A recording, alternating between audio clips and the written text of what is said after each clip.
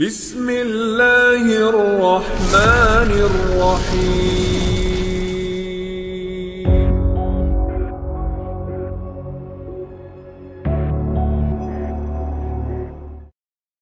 Nabi SAW pernah mengatakan, mulukud dunya arba'atun, bahwa raja-raja yang pernah menguasai dunia itu ada 4.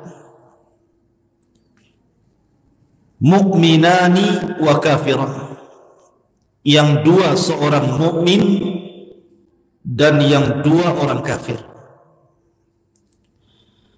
Adapun yang mukmin adalah Nabiullah Sulaiman dan juga Dzulqarnain. Adapun yang kafir Namrud dan juga Bukhtun Nasr. Kemudian Nabi SAW menambahkan wa khamisuha, dan yang kelimanya adalah Al-Mahdi, Al-Imam Al-Mahdi yang namanya Muhammad Ibn Abdullah, yang akan muncul di akhir zaman.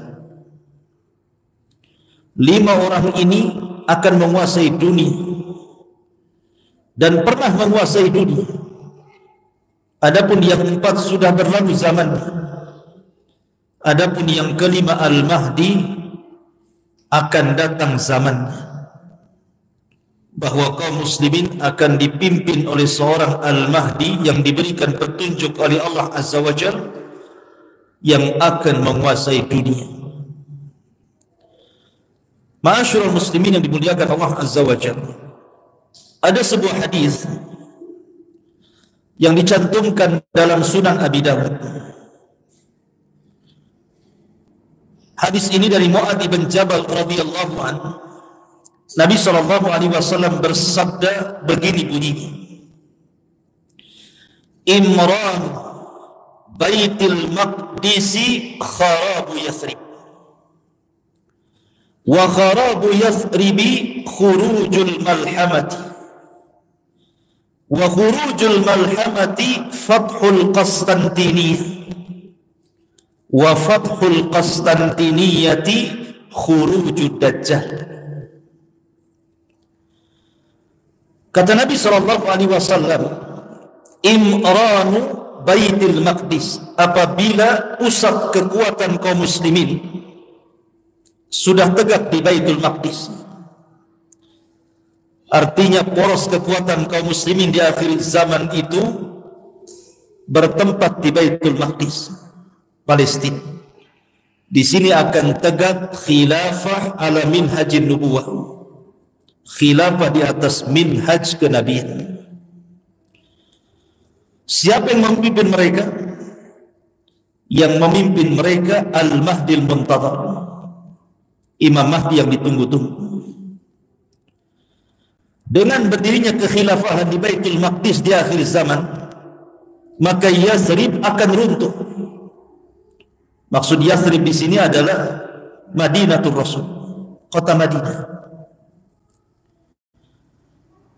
Dan dengan runtuhnya kota Madinah, maka kaum muslimin akan berperang yang disebut dengan Malhamatul Kubra.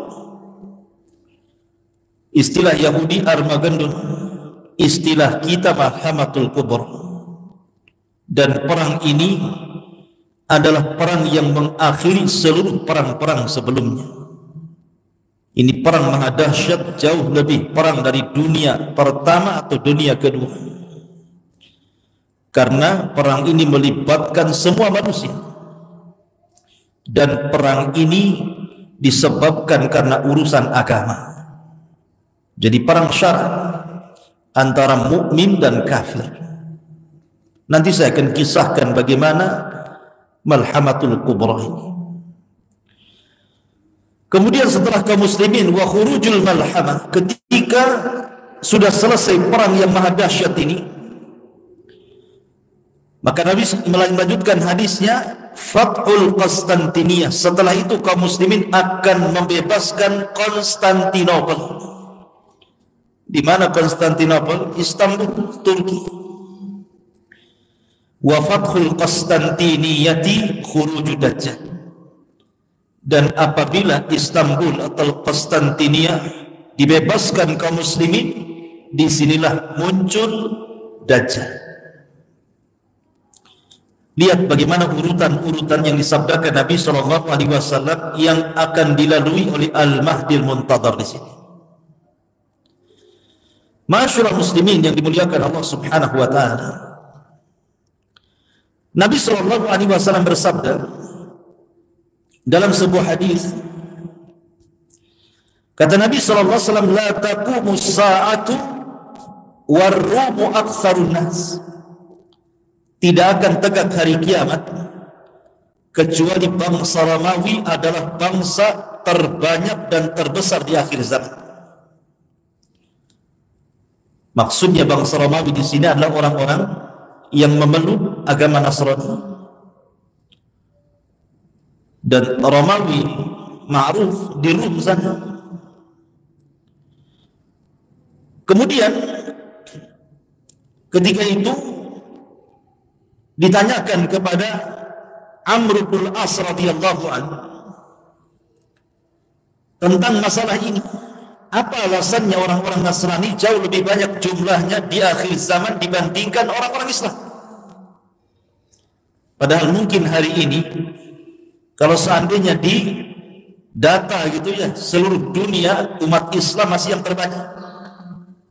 Tapi di akhir zaman orang-orang Nasrani jauh lebih banyak dibandingkan kaum muslim. Maka Amr ibn As menjelaskan alasannya. Inna fihim khisalan arba'a. Karena orang-orang Romawi, orang-orang yang beragama Nasrani itu punya 4 sifat. Yang 4 sifat ini membuat orang-orang di luar dari agama Nasrani masuk ke Nasrani. Ada daya tarik. Yang pertama, kata Amr bin As, innahum la ahlamun nas inda fitnatin. Karena orang-orang Nasrani itu orang yang paling lembut ketika menghadapi fitnah.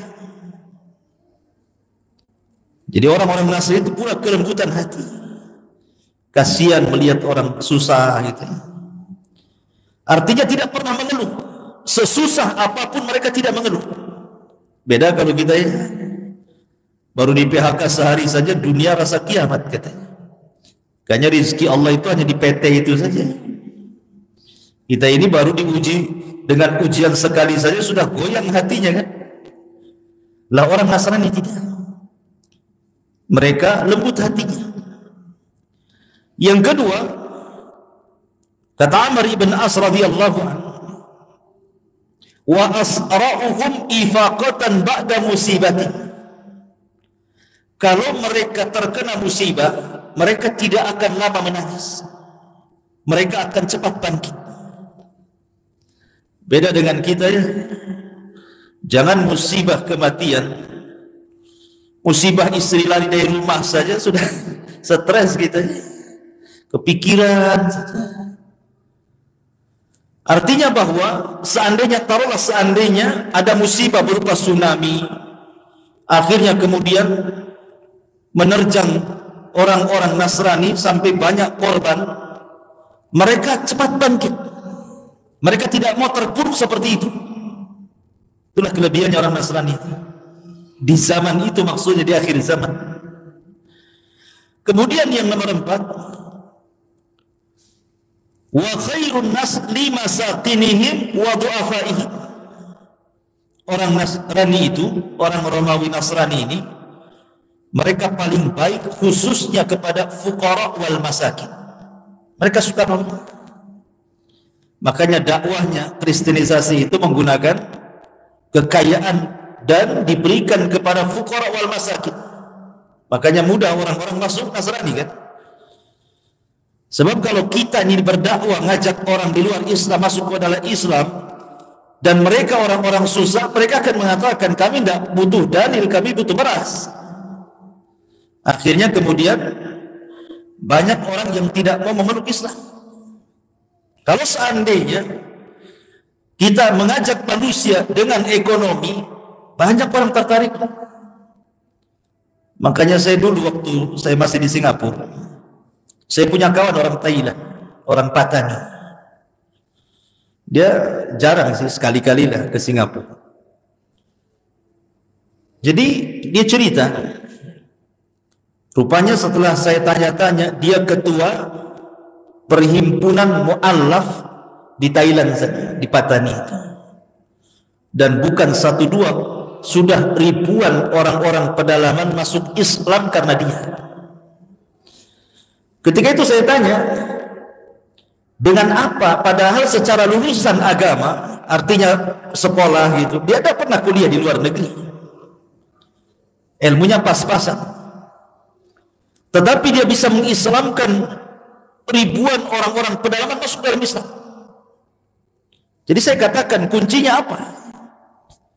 Kemudian dia mengatakan, saya membagi-bagikan kartu nama. Mak, kartu nama saja orang bisa bahasa Islam. Kartu nama. Depannya alamat kantornya, belakangnya ucapkanlah 2 kalimat syahadat maka Anda akan selamat. Jadi saya tanya, hanya dengan kartu nama? Ya, dengan kartu nama. Tapi kartu nama itu diselipkan di beras 1 karung. Jadi diselipkan di beras 1 karung, di telur 1 kerat gitu. Dikasihkan. Jadi bukan orang lihat kartu namanya, karena dikirim beras itulah setiap bulan. Akhirnya nengok kartu nama, akhirnya mereka pun berkumpul bersyahadat. Lu lihat, terkadang orang bisa masuk Islam itu karena ekonomi faktornya kan awalnya. Tapi ribuan orang bisa masuk Islam. Luar biasa. Padahal Rasul pernah mengatakan kepada Ali radhiyallahu an, la an yahdiyakallahu rajulan wahidan bika khairun laka min humrin. Kalau lantaran lisanmu satu orang saja dapat hidayah, itu jauh lebih baik daripada unta merah, kinayah daripada dunia yang teramat mahal. Ini yang ketiga. Kemudian yang keempat, wa amna'ahum min dzulmil muluk. Karena mereka itu paling tidak suka dengan para pemimpin zalim. Tidak suka. Orang-orang Nasrani itu tidak suka dengan para pemimpin zalim. Ini yang menyebabkan Nasrani Romawi di akhir zaman itu banyak pengikutnya. Dan mayoritas dan jumlah mereka jauh menandingi jumlah kaum muslimin di akhir zaman. Kata Amr bin As. Tapi walaupun demikian, kaum muslimin punya kekuatan yang diperhitungkan nanti di akhir zaman itu. Lihat hadis setelahnya. Nabi SAW bersabda. Kata Nabi SAW, satu salihunar ruma sulhan aminah. Kalian akan berdamai bersama orang-orang Romawi di akhir zaman, akan bekerja sama. Kita dengan orang-orang Nasrani di akhir zaman itu akan bekerja sama, akan melakukan hudnah perdamaian, kemudian kerjasama perang. Siapa yang diperangi? Kata Nabi SAW, fatagzuna antum wahum aduan min waraihim. Maka kalian bersama orang-orang Nasrani itu akan memerangi musuh di belakang kalian. Rasul tidak menyebutkan siapa musuh yang diperangi di akhir zaman oleh kaum muslimin dan orang-orang Nasrani. Padahal Nasrani kuat, tapi tidak bisa menyerang musuh ini. Akhirnya terpaksa orang-orang Nasrani bekerja sama dengan kaum muslimin, menunjukkan kaum muslimin punya izah di akhir zaman kan? Karena diajak kerjasama. Maka ketika jumlah kaum muslimin disatukan dengan jumlah orang Nasrani, kemudian menyerang musuh di belakang mereka, maka Allah menangkan. Ada yang mentafsirkan, ini ulama kontemporer, yang dimaksud musuh di belakang kalian, ada yang mengisyaratkan kepada bangsa Cina. Karena Cina bukan Nasrani kan? Ya, Cina orang musyrikun, mereka penyembah berhala. Artinya bahwa akan terjadi peperangan. Wallahu a'lam. Kita tidak boleh langsung, oh itu maksudnya Cina. Enggak. Ini ada yang memprediksi seperti itu. Karena Nabi tidak menyebutkan negara mana. Nabi hanya mengatakan akan memerangi musuh di belakang kalian. dan Allah menangkan. Ketika Allah Subhanahu wa taala menangkan dalam perang ini, di sini terjadi saling klaim antara orang-orang Nasrani dengan kaum muslimin. Kata orang-orang Nasrani, ghalabas salib, ghalabas salib. Ini kemenangan kami, bangsa salib. Tapi orang-orang Islam marah dan mengatakan, balillah ghalab. Bahkan Allah yang telah memenangkan perang ini, bukan kalian. Maka terjadi cekcok itu. Kata orang Nasrani, ini perang kami, kami yang menang. Kata orang Muslim, ini perang bersama, Allah yang memenangkan perang ini. Akhirnya cekcok. Kemudian berperanglah dalam bentuk pasukan kecil. Maka orang Nasrani pun kemudian membunuh seorang Muslim ini. Bangkitlah kaum muslimin. Akhirnya seorang Muslim ini membunuh orang Nasrani tadi, kemudian mengambil salibnya dan mematahkannya. Ingat, salib itu lambang bagi orang Nasrani, kalau dipatahkan sama ngajak perang, kan begitu. Cuman masalahnya, mereka ada perjanjian damai, tidak boleh saling menyerang. Tiba-tiba peristiwa yang kecil ini kemudian menjadi besar. Maka pasukan Nasrani pun akhirnya kemudian, kata Nabi SAW, fayaqdiruna al-qawmu wa takunu al-malahim. Tiba-tiba kemudian ada sebagian pasukan Nasrani tiba-tiba menyerang pasukan kaum muslimin yang kecil, dibantainya kaum muslimin. Maka mendengar pembantaian ini, maka Al-Mahdi Al-Muntadhar, Imam Mahdi yang memimpin, bangkit ketika itu. Ini ngajak perang namanya. Sudah di luar kesepakatan, mau ngajak perang kalian. Disinilah terjadi dua pasukan yang berhadap-hadapan antara kubu kaum muslimin dengan kubu Nasrani Romawi. Perang inilah yang disebut dengan Malhamatul Kubra, dipimpin oleh Al-Mahdi Al-Muntadhar yang kelak akan muncul di akhir zaman. Ma'asyiral muslimin yang dimuliakan Allah Subhanahu wa ta'ala, apa kata Nabi? Fayastami'una lakum fayatunakum fi 80 ghayah ma'a kulli ghayatin 10,000. Maka mereka orang-orang kafir itu, orang-orang Nasrani itu akan datang membawa pasukan untuk memerangi kalian sebanyak 80 negara. Ghaya itu artinya negara. Jadi negara-negara yang sama agamanya, Nasrani, akan bergabung. Setiap negara membawa 10.000 pasukan. 10.000 kali 80 kan itu. Berapa ribu pasukan tuh? Artinya kaum muslimin kalah jumlah di sini. Tetapi bagi kaum muslimin, jumlah itu tidak mempengaruhi dalam perang. Karena Allah Subhanahu wa taala mengatakan, kam min fi'atin qalilatin ghalabat fi'atan katsiratan biiznillah.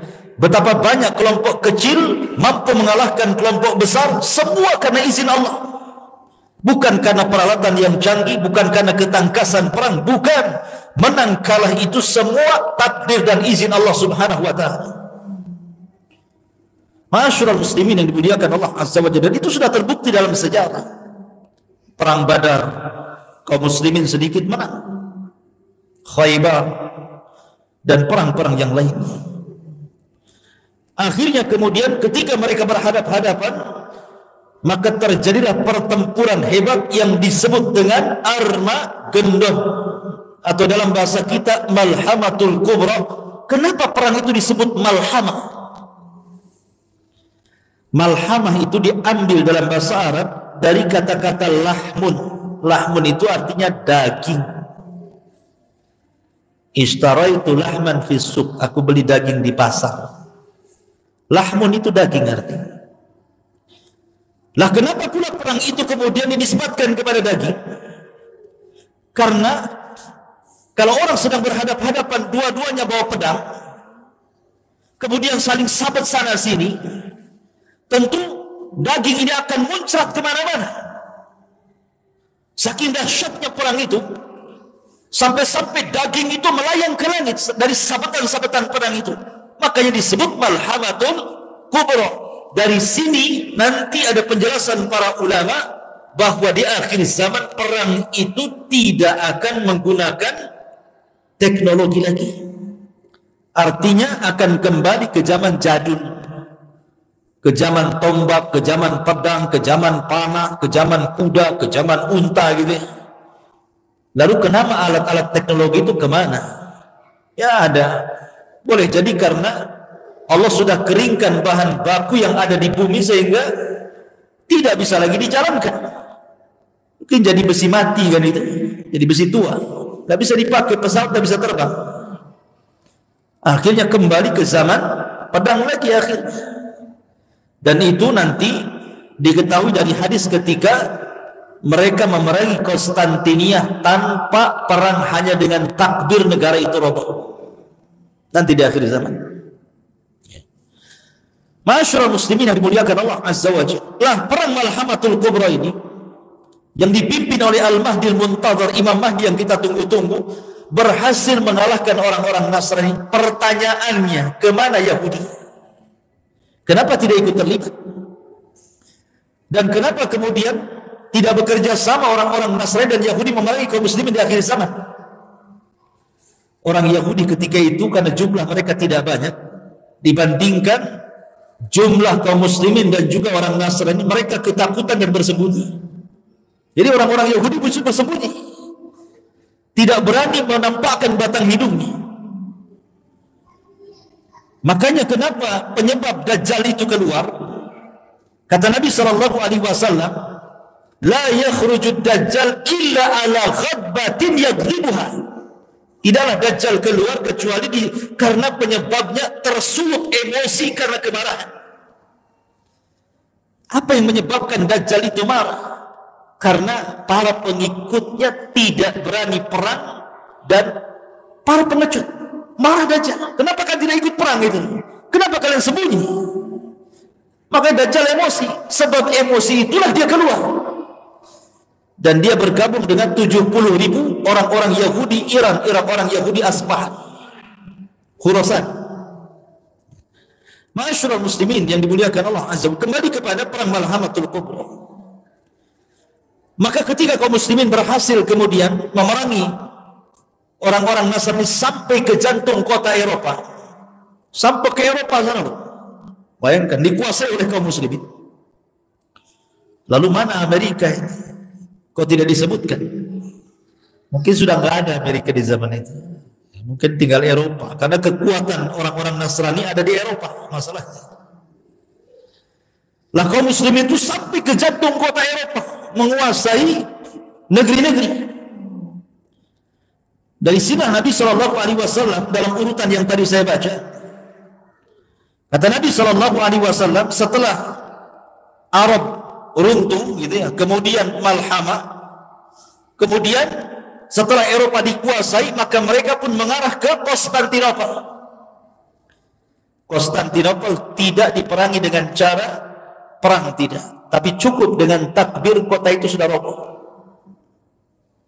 Karena melihat kekuatan kaum muslimin yang dahsyat, orang Nasrani saja dikalahkan gitu ya, maka Konstantinopel lebih mudah lagi. Cukup dengan suara takbir menggema, menakutkan orang-orang. Apalagi Rasul pernah mengatakan, di antara 5 yang dikhususkan kepadaku dan tidak diberikan kepada para nabi dan rasul adalah rasa takut yang ditimpakan kepada musuh sejauh perjalanan 1 bulan. Jadi mendengar pasukan orang Islam saja musuh sudah ciut itu ketakutan. Makanya dengan takbir saja kota itu sudah roboh. Makanya ketika sampai di Konstantinopel, kaum muslimin tenang-tenang saja. Mereka yu'allikuna suyufahum, mereka letakkan pedang-pedang mereka di pohon-pohon zaitun. Dari sinilah kemudian terdengar berita hoax bahwa Dajjal sudah muncul di Khurasan dan akan menjumpai anak-anak mereka yang ada di yang ada di Palestina Syam. Maka Al-Mahdi Al-Muntadhar, Imam Mahdi, lantas mengutus 10 orang berkuda. Kenapa tidak pakai pesawat sekali lagi? Karena perang itu memang sudah kembali ke zaman jadul, dia pakai kuda lah kan begitu. Sehingga Nabi SAW, aku tahu sifat kudanya, aku tahu sifat penunggang kudanya, dan mereka lah pada hari itu khairu fawarisi ala ahli al-ardi, sebaik-baik penunggang kuda di atas permukaan bumi. Saking cepatnya dari Eropa, dari Konstantinopel, bayangkan, menuju Palestina untuk memastikan Dajjal itu muncul atau tidak. Rupanya berita itu hoax, Dajjal tidak muncul. Balik lagi mereka melaporkan bahwa Dajjal tidak muncul. Tetapi setelah peristiwa itu Dajjal muncul. Dan ingat, Dajjal itu keluar di negara yang mayoritasnya orang-orang Syiah. Di mana? Iran. Di situ ada kota namanya Asfahan. Di kota Asfahan itu, disitulah kotanya orang-orang Yahudi di Iran.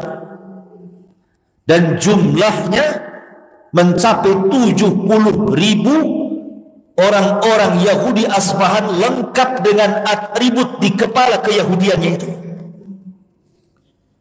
Dan nanti Dajjal akan mati di negara yang mayoritas Yahudi, Israel. Di situ ada kota namanya Babil Lud. Disitulah Dajjal meninggal. Muncul dari negara yang mayoritas Syiah, meninggal di negara yang mayoritas Yahudi. Seolah-olah ada hubung kait Syiah dengan Yahudi di sini. Ya. Masyaallah muslimin yang dimuliakan Allah Azza. Adapun kisah Dajjal itu ada kisah tersendiri panjang. Kita kembali kepada kisah Al-Mahdi Al-Muntadhar. Lah Imam Mahdi Al-Muntadhar, Imam Mahdi yang ditunggu-tunggu, Muhammad ibn Abdullah Al-Alawi Al-Hasani, yang Allah Subhanahu wa ta'ala perbaiki dalam satu malam. Kan Imam Mahdi itu kan tidak tahu dirinya bahwa dia akan menjadi Imam Mahdi dan dibaiat oleh kaum muslimin. Kan tidak tahu. Kalau orang sekarang sudah tahu aku Imam Mahdi, saya Mahdi baiat saya. Loh, Imam Mahdi itu tidak tahu dia kalau Imam Mahdi. Mana pula kau tahu saya Mahdi baiat saya, katanya. Hadis Nabi yang mengatakan bahwa Imam Mahdi itu tidak tahu kalau dia akan diangkat menjadi imam besar. Tahu-tahu setelah banyak kekacauan di mana-mana, bumi dipenuhi dengan kezaliman, kemudian anak-anak muda mulai bangkit gitu kan, ingin merubah tapi tidak bisa. Maka berkumpullah para talabatul ilmi, para ulama di musim haji. Ketika itu mereka melihat anak muda yang cocok sifat-sifatnya sama seperti Imam Mahdi yang disabdakan Nabi SAW.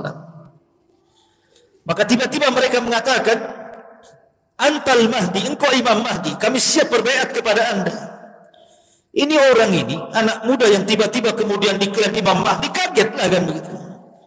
Kok bisa saya Imam Mahdi? Tunggu dulu bahasa saya, kan begitu. Akhirnya kemudian dia pun tidak mau dibaiat, tapi di malam hari ketika dia tertidur, apa yang terjadi? Allah perbaiki dia dalam satu malam. Satu malam saja Allah perbaiki. Yang tadinya tidak punya ilmu agama yang mumpuni, Allah berikan ilmu agama yang mumpuni. Yang tadinya tidak tahu ilmu strategis perang, Allah berikan ilmu strategis perang. Yang tadinya tidak tahu bagaimana cara memimpin, Allah berikan ilmu bagaimana menjadi seorang leader, seorang pemimpin. Dalam satu malam itu diberikan ilmu banyak. Ketika pagi hari dia bangun, sudah beda. Jadi Imam Mahdi menguasai banyak ilmu, karena dia yang akan memimpin dunia masalahnya. Maka barulah kemudian di pagi hari dia siap dibaiat di antara maqam Ibrahim dan Hajar Aswad. Disitulah dia dibaiat. Ketika kemudian kabar pembaiatan Imam Mahdi ini sampai ke Syam, di sana ada orang-orang Sufyani, Orang-orang Sufyani ini tidak suka dengan pembayatan Al-Mahdi. Dia kirim pasukan dari Syam, orang-orang Sufyani. Tetapi ketika kemudian pasukan yang akan memerangi Imam Mahdi dan membunuh Imam Mahdi sampai di sebuah tempat namanya Baidah. Baidah itu antara Mekah dan Madinah, di situ ada Baidah. Tiba-tiba Allah Subhanahu wa taala mengirim gempa yang sangat dahsyat, yang diisyaratkan dalam sabda Nabi sallallahu alaihi wasallam akan terjadi gempa yang maha dahsyat dari arah barat dan timur dan arah jazirah Arab. Maksud gempa di sini adalah gempa ketika orang-orang Sufyani datang dari Syam hendak membunuh Al-Mahdi yang sudah dibaiat. Allah gempakan di sebuah tempat namanya Baidah. Tidak ada orang yang selamat di situ. Semua mati. Termasuk orang yang jalan kaki, termasuk orang yang ke pasar, termasuk orang yang jalan-jalan ikut mati juga di situ. Tidak tersisa satu jiwa. Sampai Aisyah radhiyallahu anha bertanya kepada Rasulullah, kenapa orang-orang yang tidak terlibat dalam pasukan yang akan merangi Imam Mahdi kok ikut mati di situ? Bagaimana pertanggungjawaban mereka di hadapan Allah? Maka Aisyah radhiyallahu anha mengatakan, yub'atsuna yaumal qiyamati ala niyyatihim. Mereka akan dibangkitkan pada hari kiamat sesuai dengan niat-niat mereka. Kalau niatnya hendak memerangi Imam Mahdi, mereka orang jahat. Tapi kalau niatnya jalan ingin ke pasar, jalan ingin berdakwah, jalan ingin sebuah hajat meninggal, maka tentu beda hukumnya dengan orang yang meninggal dalam rangka untuk memerangi Al-Mahdil Muntadhar yang baru saja dibaiat. Dan ini ciri-ciri yang paling zahir, ciri-ciri yang paling tampak. Kalau sudah ada gempa di Baidah antara Mekah dan Madinah dan menenggelamkan pasukan perang yang sangat besar, berarti Imam Mahdi sudah muncul. Kalau belum ada gempa di Jazirah Arab, jangan harap Imam Mahdi muncul, karena ini tanda yang paling jelas. Pertanyaannya, orang-orang yang mengklaim sebagai Al-Mahdi, di Arab sudah ada gempa belum tuh? Di Baidah sudah ada gempa belum?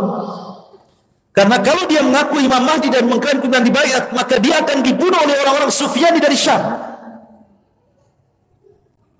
Akan dibunuh. Mereka bawa pasukan besar untuk membunuh Al-Mahdi, tapi Allah tenggelamkan di Baidah. Berarti kalau seandainya mengklaim bahwa saya Mahdi atau si fulan Al-Mahdi, sementara belum ada tragedi penenggelamkan pasukan di Baidah, berarti dusta pengakuan itu. Karena itu alamat yang paling jelas munculnya Imam Mahdi. Ada gempa di Baidah antara Mekah dan Madinah. Ketika itu, maka Al-Mahdi pun diminta untuk datang ke Palestina. Maka bergeraklah dari Mekah dibaiat, kemudian ke Madinah dibaiat, banyak orang Arab yang ikut baiat. Kemudian Imam Mahdi pun datang ke Palestina karena kekuasaan kaum muslimin di situ. Dari sini hadis Nabi sallallahu alaihi wasallam, apabila khilafah minhaj nubuwah itu sudah berdiri di Baitul Maqdis. Karena sebelumnya mereka hanya pasukan-pasukan ya biasa bertempur melawan orang-orang di luar daripada Islam, tapi belum tercapai sebuah khilafah. Kata Nabi SAW, nanti di akhir zaman dari hadis tentang 5 fase, karena ada fase kenabian, ada fase mulkun wa rahmah gitu ya, ada fase jababirah gitu, kemudian ada fase kerusakan gitu, yang terakhir khilafah ala minhaj nubuwah. Maksudnya khilafah ala minhaj nubuwah ini berdirinya kekhilafah di Palestina kapan? Nanti di akhir zaman, dan akan diikuti pasukan yang membawa bendera hitam, sehingga banyak kemudian orang terperdaya dengan ISIS kan. Ketika berdirinya negara ISIS di Irak dan juga Syam, banyak orang yang menyangka kemunculan Imam Mahdi karena bendera yang mereka acungkan itu bendera berwarna hitam bertuliskan la ilaha illallah. Setelah perang dengan Amerika kalah, masa pasukan Mahdi kalah? Dia akan menang, tidak akan kalah. Akhirnya banyak orang-orang yang tertarik dari semua negeri sampai dari Indonesia ketipu. Banyak orang datang dari negeri kita kemudian gabung dengan ISIS yang ada di Syam dan Irak, disangkanya itu pasukan Mahdi. Pasukan Mahdi dari Hong Kong. Itu bukan pasukan Al-Mahdi, itu para pengacau, para teroris, dan ulama sudah memfatwakan faham mereka persis seperti paham Khawarij. Karena manhaj mereka manhaj takfir, mengkafir-kafirkan di luar kelompoknya. Siapa yang tidak berbaiat kepada pemimpin mereka kafir. Akhirnya semua kaum muslimin yang tidak ikut dengan ISIS itu dikafirkan, semua halal darahnya. Ini kan ngeri, ikhwan. Masyaallah muslimin yang dimuliakan Allah, muncul lagi sekarang istilah Taliban. Sekarang sudah muncul lagi karena Taliban menguasai Afghanistan. Amerika menyingkir, NATO juga menyingkir, akhirnya dikuasai lagi. Sekarang sudah muncul lagi prediksi ini. Nah, antum baca YouTube tuh ada aja yang prediksi, ini tentara Imam Mahdi sudah muncul, Taliban katanya, yang akan menguasai dunia. Dari mana Anda katakan seperti itu? Hadis Nabi tidak ada kalimat Taliban. Ya boleh jadi tidak, tapi jangan menjazam. Jangan memastikan bahwa mereka adalah tentara Al-Mahdi. Mana dalil Anda? Dari mana Anda mengatakan seperti itu?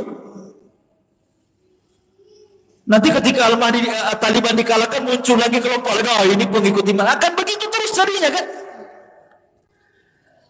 Masyaallah muslimin, maka prediksi-prediksi seperti ini biasanya kalau sudah berprediksi pada perkara-perkara yang gaib, kebanyakan meleset dibandingkan tepatnya.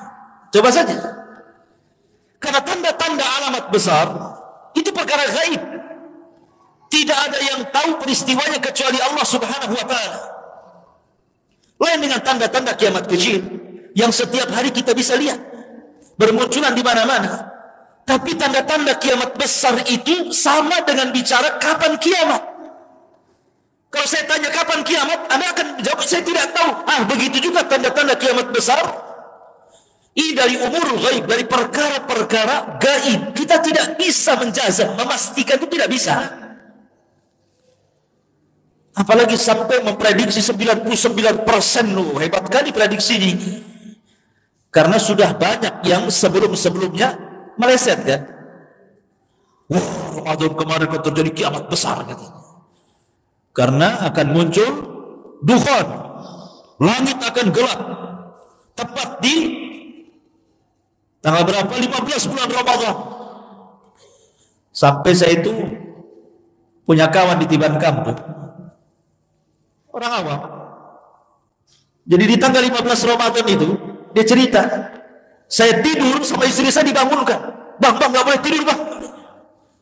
Kenapa? Mau kiamat katanya. Subhanallah, subhanallah. Orang Tiban Kampung. Kenapa sampai merokok itu? Kenapa kamu? Ini tengok YouTube-nya. Ini malam ini akan terjadi dukhan katanya. Sampai orang Tiban Kampung ketakutan. Gara-gara prediksi 15 Ramadan itu.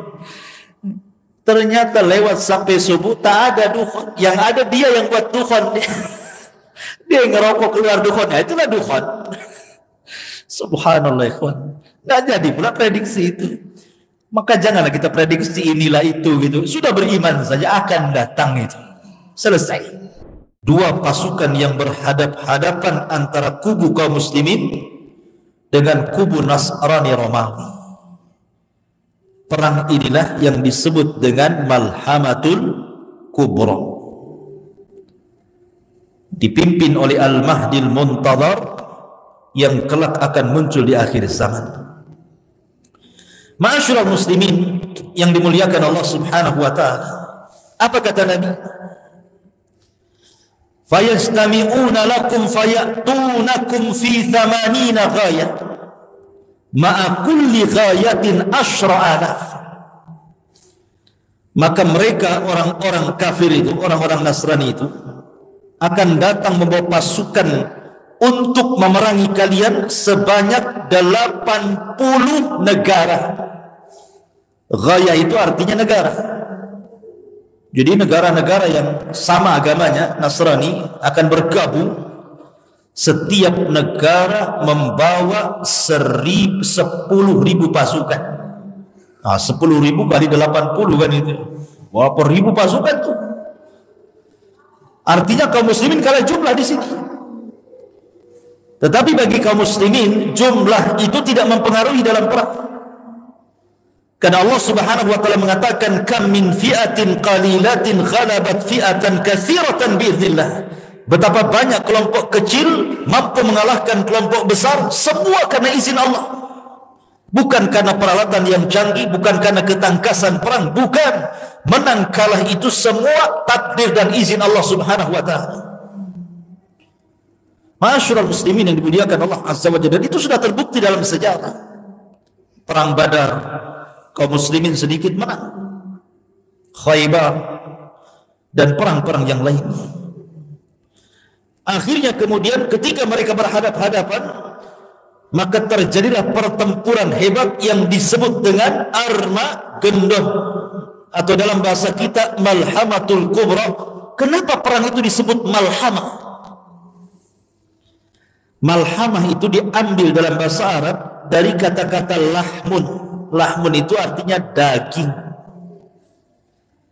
Ishtaraitu lahman fis suq, aku beli daging di pasar. Lahmun itu daging artinya. Lah kenapa pula perang itu kemudian dinisbatkan kepada daging? Karena kalau orang sedang berhadap-hadapan, dua-duanya bawa pedang, kemudian saling sabet sana sini, tentu daging ini akan muncrat kemana-mana. Saking dahsyatnya perang itu, sampai-sampai daging itu melayang ke langit dari sabetan-sabetan perang itu. Makanya disebut Malhamatul Kubra. Dari sini nanti ada penjelasan para ulama bahwa di akhir zaman perang itu tidak akan menggunakan teknologi lagi. Artinya akan kembali ke zaman jadul, ke zaman tombak, ke zaman pedang, ke zaman panah, ke zaman kuda, ke zaman unta gitu. Lalu kenapa alat-alat teknologi itu kemana? Ya ada.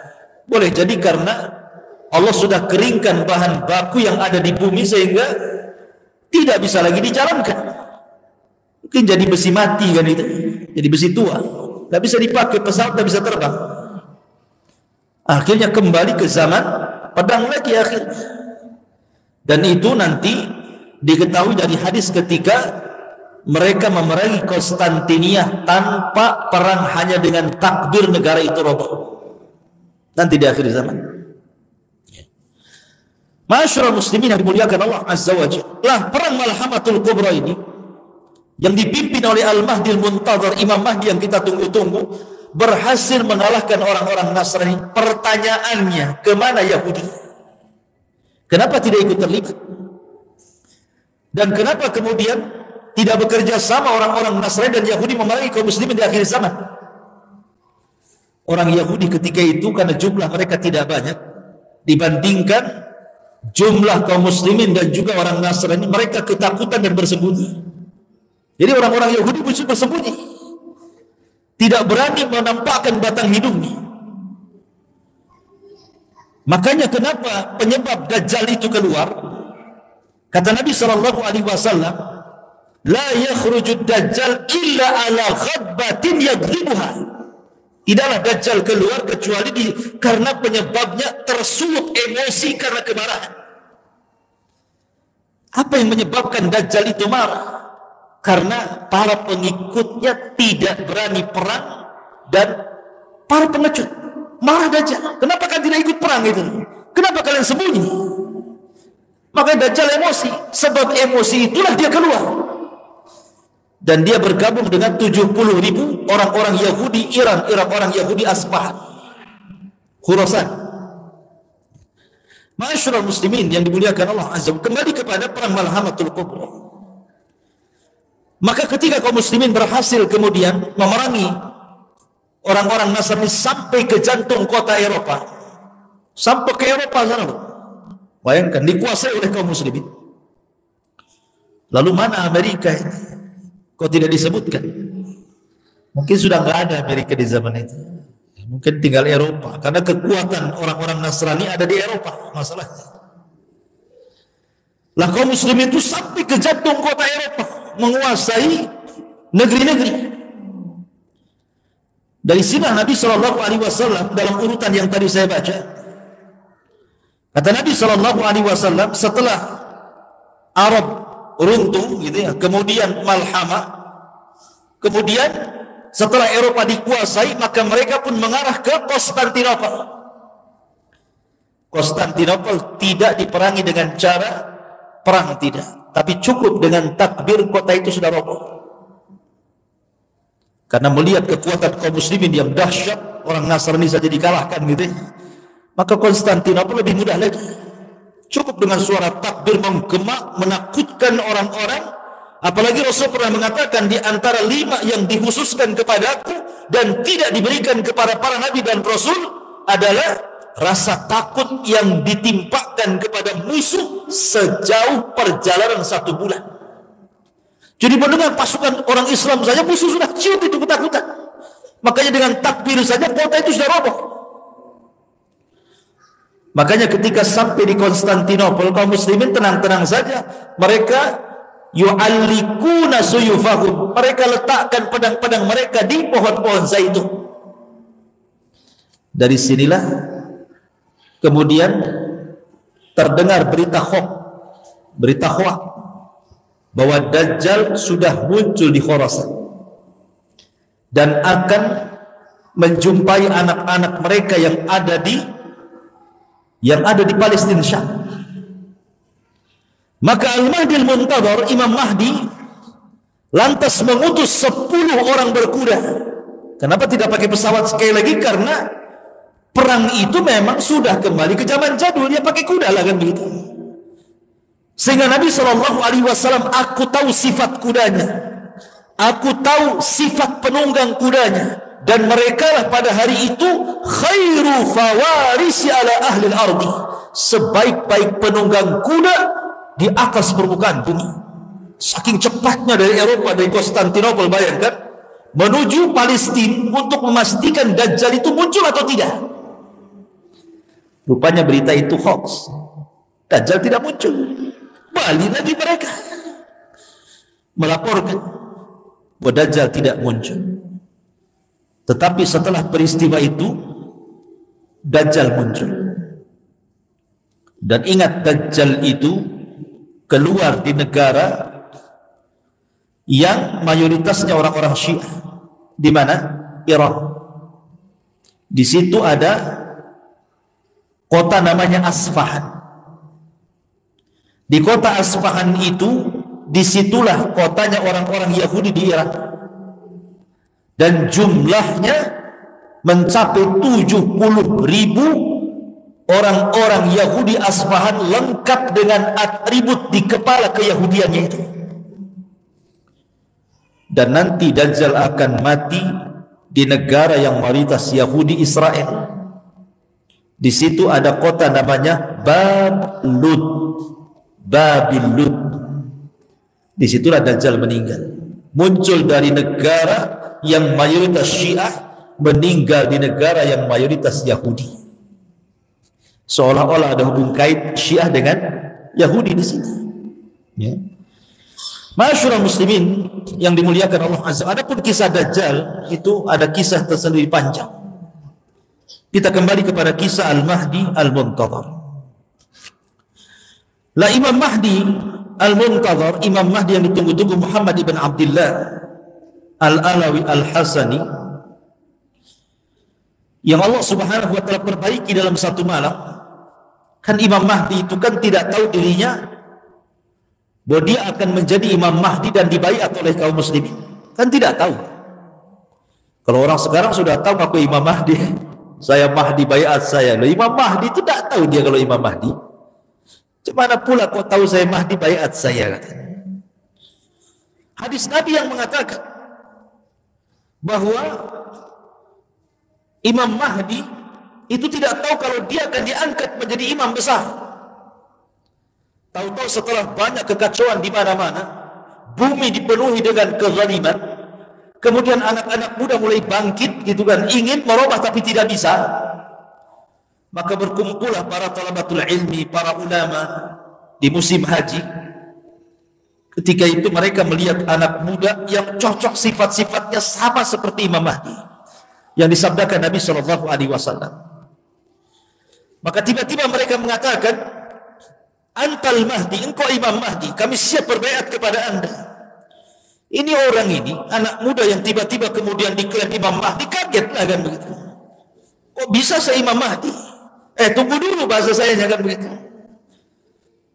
Akhirnya kemudian dia pun tidak mau dibaiat, tapi di malam hari ketika dia tertidur, apa yang terjadi? Allah perbaiki dia dalam satu malam. Satu malam saja Allah perbaiki. Yang tadinya tidak punya ilmu agama yang mumpuni, Allah berikan ilmu agama yang mumpuni. Yang tadinya tidak tahu ilmu strategis perang, Allah berikan ilmu strategis perang. Yang tadinya tidak tahu bagaimana cara memimpin, Allah berikan ilmu bagaimana menjadi seorang leader, seorang pemimpin. Dalam satu malam itu diberikan ilmu banyak. Ketika pagi hari dia bangun, sudah beda. Jadi Imam Mahdi menguasai banyak ilmu, karena dia yang akan memimpin dunia masalahnya. Maka barulah kemudian di pagi hari dia siap dibaiat di antara maqam Ibrahim dan Hajar Aswad. Disinilah dia dibaiat. Ketika kemudian kabar pembaiatan Imam Mahdi ini sampai ke Syam, di sana ada orang-orang Sufyani. Orang-orang Sufyani ini tidak suka dengan pembaiatan Al-Mahdi. Dia kirim pasukan dari Syam. Orang-orang Sufyani. Tetapi ketika kemudian pasukan yang akan memerangi Imam Mahdi dan membunuh Imam Mahdi sampai di sebuah tempat namanya Baida. Baida itu antara Mekah dan Madinah, di situ ada Baida. Tiba-tiba Allah Subhanahu wa taala mengirim gempa yang sangat dahsyat. Yang diisyaratkan dalam sabda Nabi SAW akan terjadi gempa yang maha dahsyat dari arah barat dan timur dan arah Jazirah Arab. Maksud gempa di sini adalah gempa ketika orang-orang Sufyani datang dari Syam hendak membunuh Al-Mahdi yang sudah dibaiat. Allah gempakan di sebuah tempat namanya Baida. Tidak ada orang yang selamat di situ.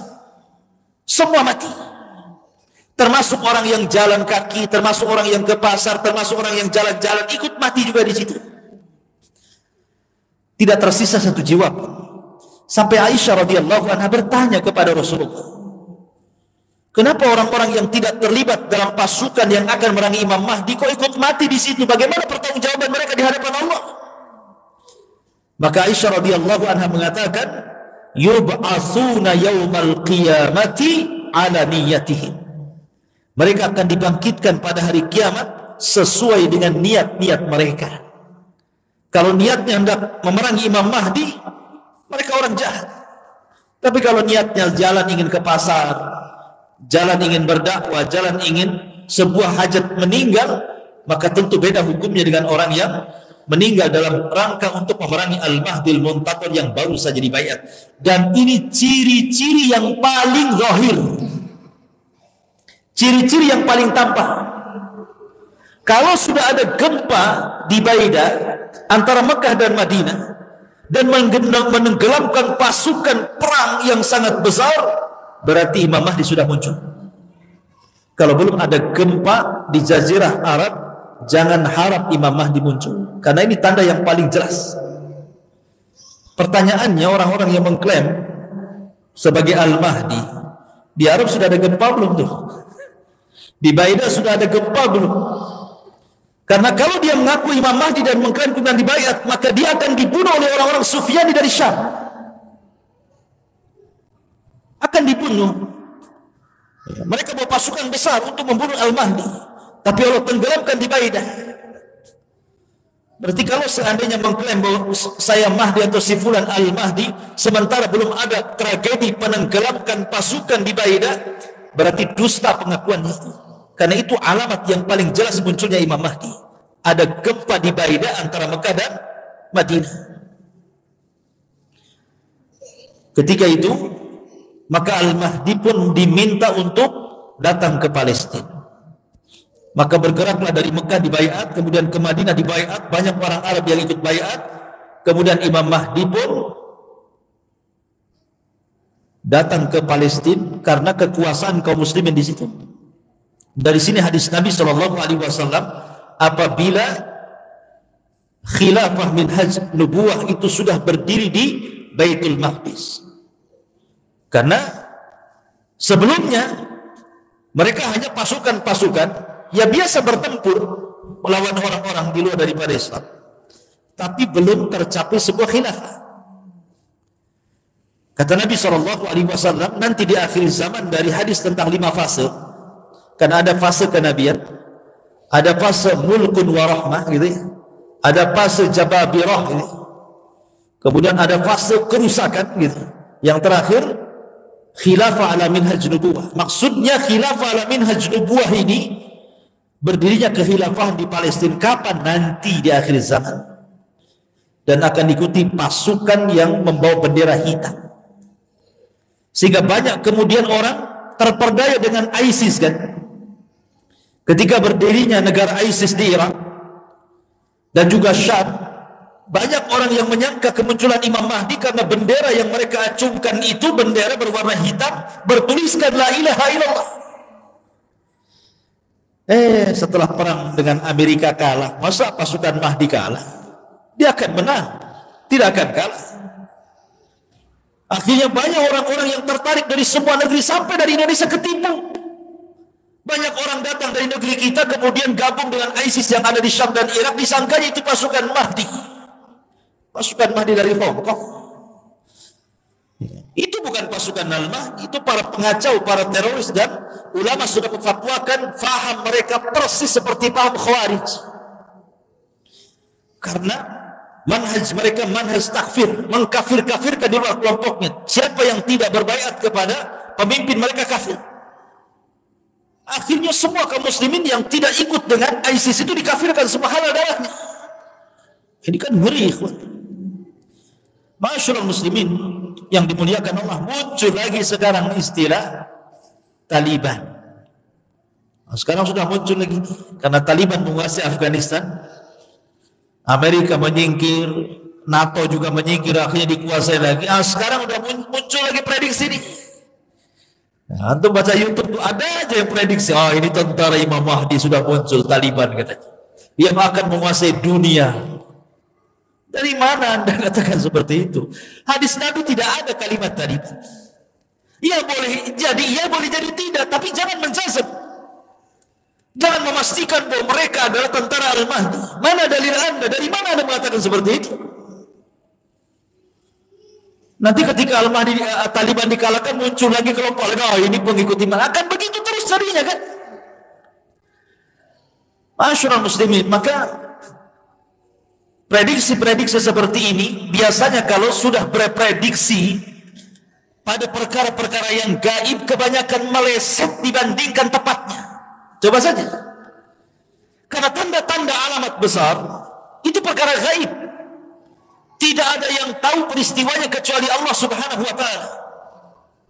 Lain dengan tanda-tanda kiamat kecil yang setiap hari kita bisa lihat bermunculan di mana-mana.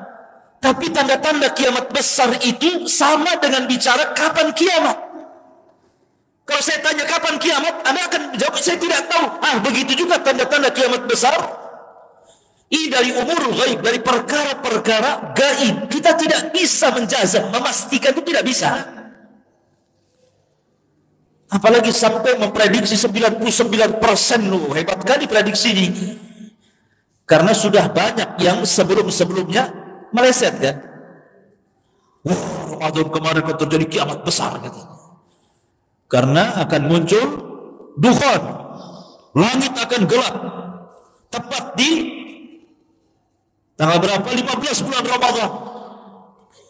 Sampai saya itu punya kawan di Tiban Kampung, orang awam. Jadi di tanggal 15 Ramadan itu dia cerita, saya tidur sama istri saya dibangunkan. Bang, gak boleh tidur bang. Kenapa? Mau kiamat katanya. Subhanallah, subhanallah. Orang Tiban Kampung.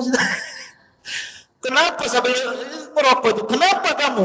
Ini tengok YouTube-nya. Ini malam ini akan terjadi dukhon katanya. Sampai orang Tiban Kampung ketakutan. Gara-gara prediksi 15 Ramadan itu. Ternyata lewat sampai subuh tak ada dukhon. Yang ada dia yang buat dukhon. Dia yang ngerokok keluar dukhonnya. Itulah dukhon. Subhanallah ikhwan. Nggak jadi pula prediksi itu. Maka janganlah kita prediksi inilah itu gitu. Sudah beriman saja akan datang itu. Selesai.